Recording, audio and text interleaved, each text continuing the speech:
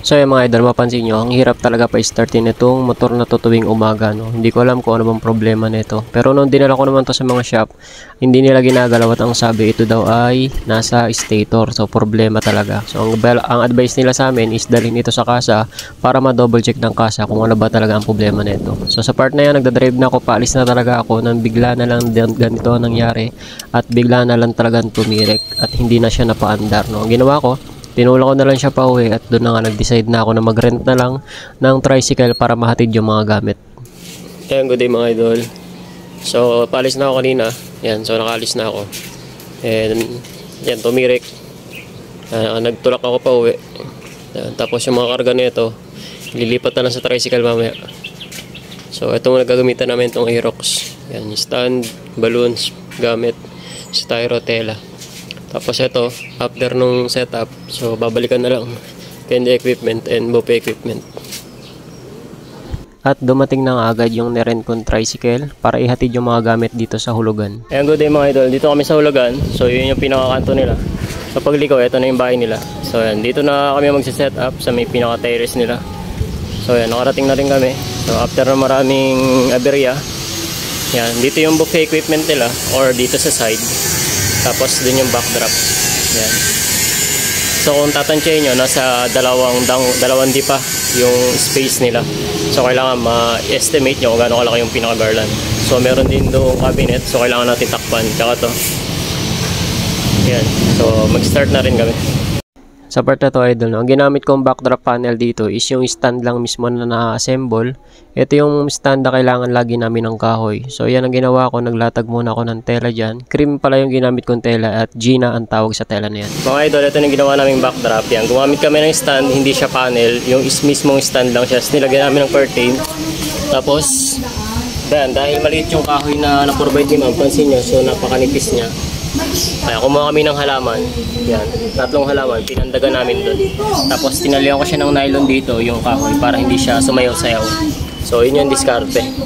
Kaya nilalagyan ng kahoy para maganda yung latag ng pinaka-tela. Pakita ko sa inyo mamaya. So yung mga idol, kung mapapansin nyo, yung tela, no, may line-line siya. Kasi yun yung dahilan kung bakit may kahoy sa ilalim. Doon kami naglalagay ng thumbtacks para maganda yung latag ng pinaka-tela. Inumpisahan ko na rin pala gumawa ng skirting dito sa buffet para anytime kung may bisita man darating, okay na at medyo presentable na yung lagayan natin ng pagkain. So yan, kaya ginawa ko na siya at nag-decide na akong tapusin para mamaya wala na akong babalikan dito sa buffet area.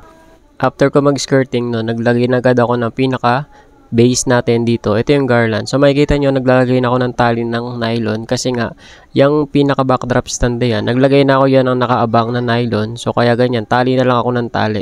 Kasi una pa lang, nung tinatayo ko pa lang yung stand, nilagyan ko na agad siya ng nylon para pag naglagay ako ng balloons, madali na siyang ikabit kasi may mga nakaabang ng nylon dito sa pinaka stand niya. Ayan, kung mapapanood nyo yung mga vlog namin, so halos paulit-ulit lang yung ginagawa naming balloons. Kasi kung mapapansin nyo, halos same procedure lang din naman talaga kung paano gumawa ng garland. Nasa sa inyo na yan kung gaano kayo ka-artistic sa paglalagay ng balloons.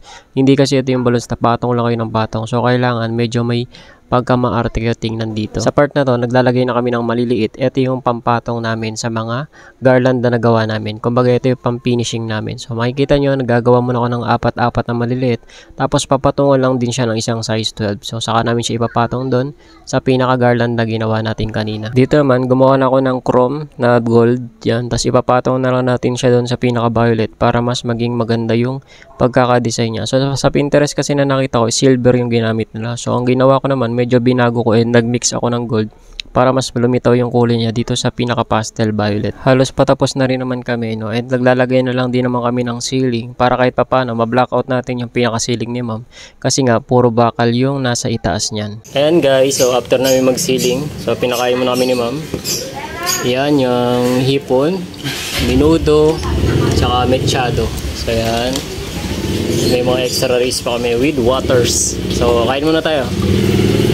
Ayan, at enjoy na enjoy nga sa pagkain dito si Papa Bear at si Mama Bear ng hipon, mechado at menudo. So sobrang sarap ng ulam namin kaya naparami talaga yung kain namin dito mga paps. After naman namin kumain, nag-pack out na kami ng mga gamit. So tamang linis lang dito kasi nga baka bigla may dumating na bisita, at least malinis na yung area. Dito sa pinagayusan namin ng mga gamit kanina, dyan kami naglagay ng candy equipment. Ito yung sa sweet dessert ni ma'am yan.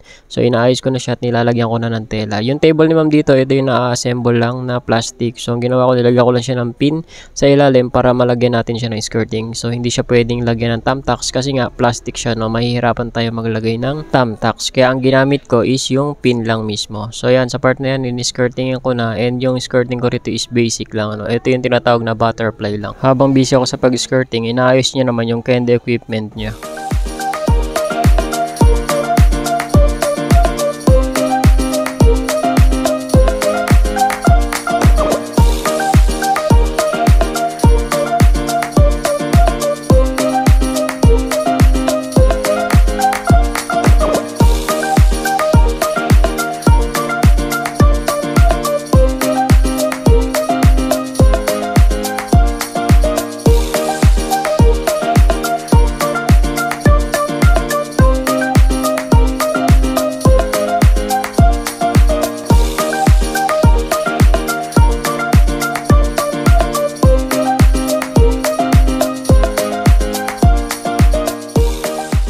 So mga idol, tapos na kami dito sa hulugan.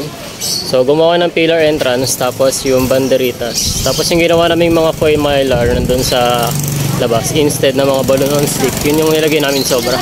Tapos ito yung ceiling namin, yung pillar. Ito yung buffet equipment nya. Ayan. So nag-rent din si ng buffet equipment. Ayan. Set yan. So meron 6 nito. Taga-6. So 6 na shopping dish din. Tapos ito yung buffet equipment. Ay yung sweet corner natin. Yan. May mga donut, yung lollipop, tapos cupcake, cake stand, yan po. Tapos ito po yung pinaka-balloon garland. Yan. Sa mga gusto mag-inquire, yan, message nyo lang po, Rato Ribbon Stylist. Yan.